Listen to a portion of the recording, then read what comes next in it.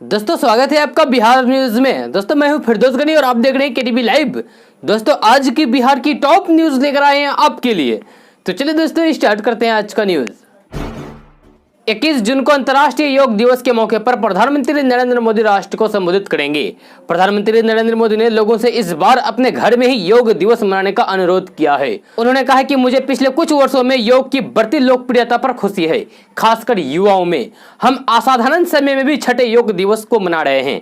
आमतौर पर यह सार्वजनिक तौर पर आयोजित होता है, लेकिन इस साल ये घर के अंदर ही होगा। संक्रमण के कारण लोगों से अपने घरों में ही रहने का अनुरोध करते हुए पीएम नरेंद्र मोदी ने एक वीडियो संदेश में कहा है कि ध्यान रहे कि इस साल की थीम घर पर योग और परिवार के साथ योग है। वर्तमान स्थिति को देखते हुए लोग ये योग दिवस अपने घर पर अपने परिवार के साथ शारीरिक दूरी नियम का ध्यान रखते हुए मनाएं।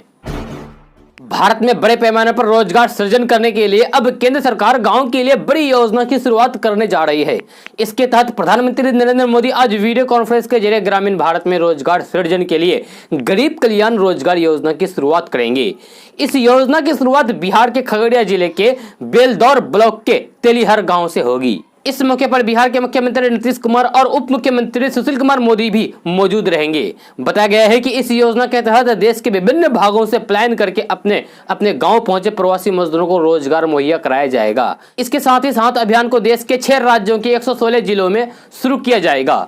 अभियान को शुरू करने के मौके पर इन राज्यों के मुख्यमंत्री और संबंध मंत्रालय के मंत्री भी वीडियो कॉन्फ्रेंस के जरिए जुड़ेंगे। मानसून ने बिहार में बहुत जोरों शोरों से दस्तक दे दी है। इसकी वजह से बिहार की राजधानी पटना समेत कई जिलों में भयंकर बारिश हो रही है। साथ ही साथ मौसम विभाग ने जानकारी देते हुए बताया कि विभिन्न जिलों में आंधी गरज और वज्रपात के साथ तेज बारिश की संभावना है। इससे पहले यानी कि आज शनिवार तक बीते एक हफ्ते से राज्य के लगभग सभी जिलों में बारिश हो रही है।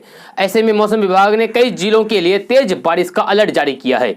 इन जिलों के नाम है जहानाबाद, पटना, अरवल, सारण, पूर्वी चंपारण, नवादा, बेगूसराय, रोहतास, बक्सर, वैशाली, भोजपुर, नालंदा, शेखपुरा, मुजफ्फरपुर, शिवहर, सीतामढ़ी, लखीसराय और सीमांचल के चारों जिलों यानी कि अररिया, पूर्णे, किशनगंज और कटिहार में भारी बारिश के आसार व्यक्त किए गए हैं। देश की सरकारी ऑयल यानी कि सरकारी तेल मार्केटिंग कंपनियों ने लगातार 13वें दिन भी पेट्रोल डीजल की कीमतों में बढ़ोतरी की है। आज पेट्रोल की कीमतों में 56 पैसे का इजाफा हुआ है, जबकि डीजल के दामों में 63 पैसे की बढ़ोतरी हुई है। 7 जून से अब तक पेट्रोल 7 रुपये 11 पैसा और डीजल 7 रुपये 67 पैसे प्रति लीटर महंगा हो चुका है। 10 राज्यों के अनुरोध के बाद मुफ्त राशन देने की योजना को 3 महीने के लिए और भी बढ़ाया जा सकता है। One nation one ration card को लेकर 14 राज्यों के साथ बैठक हुई थी, जिसमें केंद्रीय खाद्य मंत्री रामविलास पासवान ने इस बात का संकेत दिया है। बैठक में कई राज्यों ने प्रधानमंत्री गरीब कल्याण योजना के तहत दिए जाने वाले मुफ्त राशन की म्याद बढ़ाने का अनुरोध किया है। रामविलास पासवान ने जानकारी दी है कि सभी राज्यों के अनुरोध को प्रधानमंत्री कार्यालय भेज दिया गया है। उन्होंने बताया कि केंद्र सरकार राज्यों के अनुरोध पर विचार कर रही है। आपको बता दें कि अगर मुफ्त राशन योजना को और बढ़ाने का फैसला होता है तो कैबिनेट की मंजूरी की जरूरत होगी। राष्ट्रीय खाद्य सुरक्षा योजना के तहत आने वाले सभी 81 करोड़ लाभार्थी को अप्रैल, मई और जून में मुफ्त अनाज और दाल देने का फैसला किया गया था। योजना का ऐलान लॉकडाउन शुरू होने के एक हफ्ते के भीतर कर दिया गया था। नेपाल की राष्ट्रपति बिंद्या देवी भंडारी ने भारत के 3 हिस्से यानी कि काला पानी, लिपुलेख और लिम्पियाधुरा को शामिल करके नेपाल के नक्शे को बदलने के लिए संविधान संशोधन विधेयक पर हस्ताक्षर कर दिया है। उन्होंने संविधान के अनुच्छेद 274(10) में संशोधन वाले विधेयक को मंजूरी प्रदान कर दी है। इसके साथ नए नक्शे को लागू करने की प्रक्रिया आधिकारिक रूप से पूरी हो गई है। नेपाल की कोर्ट ऑफ आर्म्स अब नए नक्शे में लिम्पियाधुरा, लिपुलेख और काला पानी क्षेत्र को शामिल करेगा, जो ये भारत क्षेत्र में आता है। इसके बाद सभी आधिकारिक दस्तावेजों में नए नक्शे का इस्तेमाल किया जाएगा। सरकार की लॉक शक्ति के बाद भी बड़ी संख्या में राज्य के गरीब बच्चे शिक्षा के अधिकार से वंचित है और इसकी शिकायतें भी लगातार शिक्षा विभाग को मिल रही है। प्राथमिक शिक्षा निदेशक ने इसकी शिकायतों को देखते हुए चरणबद्ध तरीके से कार्रवाई की तैयारी शुरू कर दी है। 3 जिलों यानी कि सीतामढ़ी, बेगूसराय और पश्चिमी चंपारण को छोड़कर बाकी सभी जिलों से शिक्षा विभाग ने अपने सूत्रों के हवाले से पता किया है कि बड़ी संख्या में निजी स्कूलों ने RTE का उल्लंघन किया है, जिसके बाद रिपोर्ट की मांग की गई है और उन पर कानूनी कार्रवाई की जाएगी, जिससे गरीब बच्चों को इससे शिक्षा प्राप्त हो सके। बिहार में हो रही मानसून की पहली बारिश ने सरकार की नींद उड़ा दी है। शायद यही कारण है कि खुद नीतीश कुमार पटना में जल जमाव से निपटने के लिए की गई तैयारियों का जायजा लेने खुद सड़क पर उतर गए हैं। सीएम दिन के 11 बजे से पटना नगर निगम के 7 अलग अलग क्षेत्रों का दौरा किया। सीएम का यह दौरा Pataliputra complex, Yogipur, sump house और ड्रेनेज, पहाड़ी ड्रेनेज, बादशाही, पाइन बस टर्मिनल, बेड़िया और गांधी सेतु इलाके में हुई है। सीएम 3 घंटे तक इन इलाकों का घूम घूम कर जायजा लिया।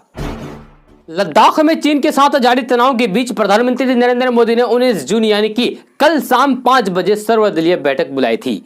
इस वर्चुअल बैठक में सभी प्रमुख राजनीतिक दलों के अध्यक्ष भाग लिया। वहीं राजद को इस बैठक के लिए कोई भी आमंत्रण नहीं भेजा गया। नेता प्रतिपक्ष तेजस्वी यादव ने इस पर सवाल उठाते हुए ट्वीट किया है कि किस आधार पर पार्टियों को इस बैठक के लिए आमंत्रित किया गया है। तेजस्वी यादव ने लिखा है कि इस बैठक के लिए आरजेडी को कोई भी आमंत्रण नहीं मिला है। वहीं आरजेडी के राज्यसभा सांसद मनोज झा ने भी नाराजगी जताई है। उन्होंने लिखा है कि आरजेडी 80 विधायकों के साथ बिहार की सबसे बड़ी पार्टी है। बिहार के 5 राज्यसभा सांसद है। आखिर किस कारण से सर्वदलीय बैठक से आरजेडी को दूर रखा गया और क्यों नहीं बुलाया गया? पटना के जयप्रकाश अंतर्राष्ट्रीय हवाई अड्डे से 6 संदिग्धों को हिरासत में लिया है। ये लोग नकली आधार कार्ड के साथ यात्रा कर रहे थे और स्पाइस जेट की फ्लाइट से मुंबई जा रहे थे। इंटेलिजेंस की एक टीम ने एक यात्री को संदेह के आधार पर पकड़कर जब पूछताछ की तो उस यात्री ने उससे एजेंट के बारे में बताया जिन्होंने उन्हें टिकट मुहैया कराया था। बाद में उसके निशानदेही पर उस एजेंट को हिरासत में लेकर बाकी के 3 और लोगों को पकड़ा गया। पकड़े गए चारों लोग यात्री और एजेंट थे। बागमती नदी के जल स्तर में कल से थोड़ी सी कमी के साथ ही कटाव तेज हो गया है। जल स्तर घटने से कटाव की रफ्तार बढ़ी है। गाय घाट में कटाव में एक झोपड़ी बह गई। दूसरी ओर कटरा और औराई में भी जल स्तर कम होने से लोगों को राहत नहीं मिली है। दर्जनों गांवों में आवागमन का संकट उत्पन्न हो गया है। इधर गाय घाट के कई ऐसे इलाके हैं जो कटाव के काफी चपेट में आ गए हैं। भटगामा में एक झोपड़ी कटाव के कारण नदी में बह गई। सीओ पवन कुमार ने बताया कि झोपड़ी नया ही बनवाया गया था। विभाग की ओर से यहाँ बचाव का काम शुरू हो गया है। बिहार में मानसून समय पर आया तो लोगों के चेहरे पर खुशी देखी गई, लेकिन सरकारी बदइंतजामियों के कारण ये जल्द ही काफूर हो गए। दरअसल भारी बारिश ने बिहार के सरकारी दावों की पोल खोलकर रख दी है। मानसून की पहली बारिश में ही पटना के कई इलाकों में जल जमाव शुरू हो गया। आपको बता दें कि पटना नगर निगम लगातार दावे कर रहा था कि इस बार पटना में जल जमाव नहीं होगा, पर 2 दिन की जोरदार बारिश में ही मोहल्ले में जल जमाव हो गया। वर्ष 2019 में सबसे अधिक कुव्यवस्था पटना के राजेंद्रनगर इलाके में देखी गई थी। इस बार भी इसी इलाके में पड़ने वाले मोइनुल हक स्टेडियम का हाल और बेहाल हो गया है। स्टेडियम में सीआरपीएफ का कैंप है, जहां पर सैकड़ों सीआरपीएफ के जवान रहते हैं। जल जमाव के कारण हालात ऐसे हो गए हैं कि सीआरपीएफ के जवान पानी में डूबकर ड्यूटी करने पर मजबूर हैं। स्टेडियम के बाहर बने छोटे कैंप में सीआरपीएफ के एएसआई मोहन कुमार को घुटनों पर पानी में कुर्सी लगाकर बैठना पड़ गया।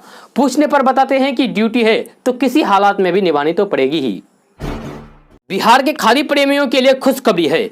अगर आप खादी वस्त्र या फिर खादी से जुड़े कोई भी अन्य प्रोडक्ट घर बैठे मंगवाना चाहते हैं तो बस उद्योग विभाग के पोर्टल पर जाएं। ऑर्डर प्लेस करने के बाद आपका मनपसंद प्रोडक्ट आपके घर पहुंच जाएगा। www.biharkhadi.com पर जाकर आप एक क्लिक से खादी से जुड़े कोई भी सामान घर मंगवा सकते हैं। चाहे खादी से बना कपड़ा हो या फिर खादी ग्रामोद्योग के बने कोई भी अन्य खाद्य पदार्थ।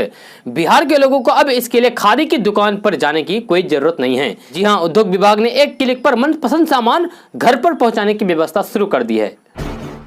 इस रविवार यानी कि कल 21 जून को साल का पहला सूर्य ग्रहण लगने जा रहा है। ज्योतिषीय दुनिया में इसे खड़ग्रास कंकण सूर्य ग्रहण कहा जाता है। इस ग्रहण को ज्योतिषीय शास्त्र में काफी महत्व दिया जा रहा है। इसका प्रभाव देश, दुनिया, समाज और आम जनों पर भी पड़ेगा। बिहार के भाजपा अध्यक्ष सांसद डॉक्टर संजय जायसवाल ने जनता से अपील की है कि लोकल के लिए वोकल बने, यानी कि चीन से बना सामान नहीं खरीदकर बल्कि देश में बने सामानों की खरीद बिक्री करें। इससे एक तरफ देश के दुश्मनों की आर्थिक स्थिति और खस्ताहाल होगी तो वहीं दूसरी तरफ हमारी अर्थव्यवस्था और तेजी से सुदृढ़ और सशक्त बनेगी। अपनी जारी बयान में उन्होंने कहा है कि पूरी दुनिया के लिए सिर दर्द बना हुआ है चीन आज अपने ही बुने जाल में बुरी तरीके से उलझ चुका है। नई बीमारियों को जन्म देने के कारण विश्व स्तर पर हो रही बेइज्जती औंधे मुंह गिर गई है और अर्थव्यवस्था के कारण चौतरफा घिर जाने से चीन अपनी साख बचाए रखने के लिए भारत को उकसाकर दुनिया का ध्यान मुख्य मुद्दों से हटाने की असफल कोशिश कर रहा है। लेकिन चीन ये भूल गया है कि ना तो देश पहले वाला है और ना देशवासी। बिहार सरकार की महत्वाकांक्षी योजना जी हाँ, उसका महत्वाकांक्षी योजना है जल जीवन हरियाली योजना। इस जल जीवन हरियाली योजना अभियान में जहां गया, समस्तीपुर, वैशाली जिले अच्छा प्रदर्शन कर रहे हैं, वहीं पटना, मुजफ्फरपुर, बेगूसराय, पूर्णिया, सहरसा सहित बड़े जिले फिसड्डी साबित हो रहे हैं। ग्रामीण विकास विभाग की ताजा रैंकिंग में पटना को 23वां स्थान मिला है। भागलपुर 24वें स्थान पर रहा है। सबसे अंतिम स्थान पर खगड़िया जिला है, उसे मात्र 25.43 अंक मिला है। 37वें स्थान पर बेगूसराय है। पश्चिमी चंपारण, सहरसा, मुजफ्फरपुर, गोपालगंज, अररिया, मधेपुरा, सीवान, अरवल, नवादा जिले भी फिसड्डी साबित रहा है। हालांकि किशनगंज का रैंकिंग थोड़ी सी ठीक ठाक है। बिहार में 12% नेशनल हाईवे की स्थिति खराब है। कुल 4,917 किलोमीटर सड़कों में से 663 किलोमीटर सड़क की स्थिति जर्जर है, काफी खराब है।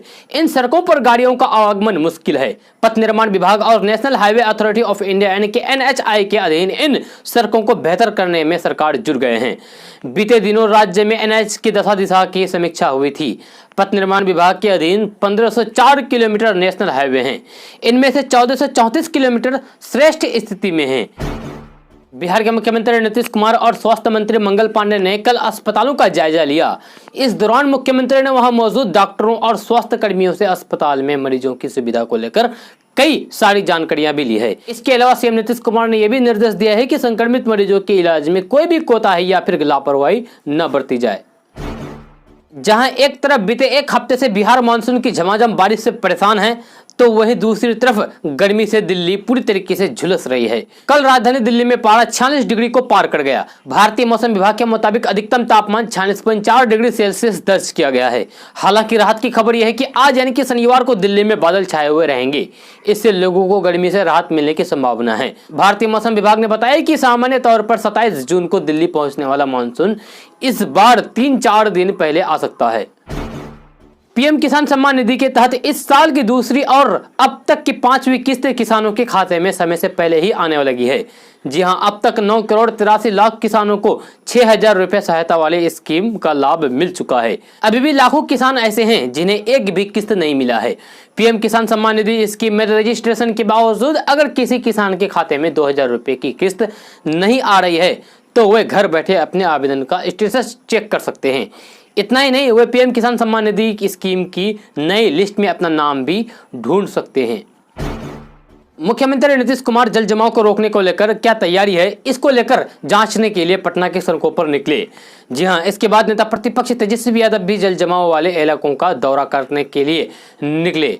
नेता प्रतिपक्ष तेजस्वी यादव ने राजवंशी नगर इलाके के जल जमाव वाले इलाकों का निरीक्षण किया और कहा कि आखिर जल जमाव से निजात के लिए अरबों रुपया खर्च किए तो वो राशि गए कहां।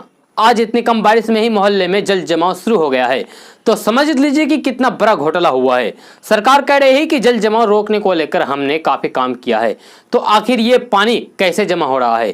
क्या इसमें बड़ा घोटाला नहीं दिखता है? बिहार में स्कूल खोलने को लेकर चर्चाओं का दौर जारी है और इसको लेकर चर्चा भी जोरों पर है, लेकिन संक्रमण के संकट को देखते हुए फिलहाल इसके आसार कम नजर आ रहे हैं। इसी बीच बिहार में शिक्षा मंत्री शुक्रवार को मीडिया से बातचीत में कहा है कि बच्चे राज्य और देश के भविष्य हैं। संक्रमण का रूप जो हमारे सामने है, उसमें बच्चों की सुरक्षा को लेकर राज्य सरकार या शिक्षा विभाग कोई भी जोखिम नहीं ले सकता है। उन्होंने कहा है कि इसको लेकर राज्य भर के स्कूलों के बच्चों, शिक्षकों, अभिभावकों से स्कूलों के सुरक्षित संचालन को लेकर राय मांगी गई थी। अब तक जो रिपोर्ट आई है उसके मुताबिक बच्चों, अभिभावकों से सुझाव दिया गया है और इन्होंने कहा है कि अभी स्कूल नहीं खोलें। जैसे कि हम सबको पता है कि इसी साल विधानसभा का चुनाव होने वाला है। सभी पार्टियां तैयारी में जुटे हुए हैं। इस महामारी में सभी पार्टी डिजिटल रैली करने में जुटे हुए हैं। राजद में भी कई उलटफेर होने की संभावना है। अभी राजद द्वारा कुछ अहम फैसला लिया गया है और उपेंद्र कुशवाहा ने अपना बड़ा बयान दिया है। रालोसपा के राष्ट्रीय अध्यक्ष उपेंद्र कुशवाहा ने गुरुवार को कहा कि खुद को महागठबंधन दल का नेता घोषित कर देने से कोई महागठबंधन का नेता नहीं बन जाएगा। इसे लेकर गठबंधन के सभी घटक दलों की वार्ता होगी, जिसके बाद ही इस पर कोई निर्णय लिया जाएगा। चीन और भारत में तनाव के बीच अब केंद्र सरकार चीन और अन्य देशों से आयात होने वाले 300 वस्तुओं पर हाई बैरियर टैरिफ लगाने की तैयारी में है। भारत यह कदम इसलिए उठा रहा है ताकि घरेलू कारोबार को बल मिल सके। सूत्रों ने बताया कि केंद्र सरकार अप्रैल से ही इस योजना पर काम कर रही थी।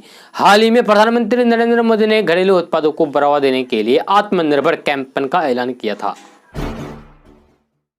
दोस्तों आज का न्यूज़ बस यहाँ तक। कैसा लगा आप लोगों को आज का न्यूज़, जरूर अपना सुझाव दीजिएगा नीचे कमेंट बॉक्स में कमेंट करके। अगर आप नए हैं इस चैनल पर तो चैनल को सब्सक्राइब करके बेल आइकन को भी प्रेस कर दीजिए और साथ में वीडियो को लाइक कीजिए, अपने दोस्तों के साथ शेयर भी कीजिए। तो चलिए दोस्तों फिर मिलते हैं अगले वीडियो में।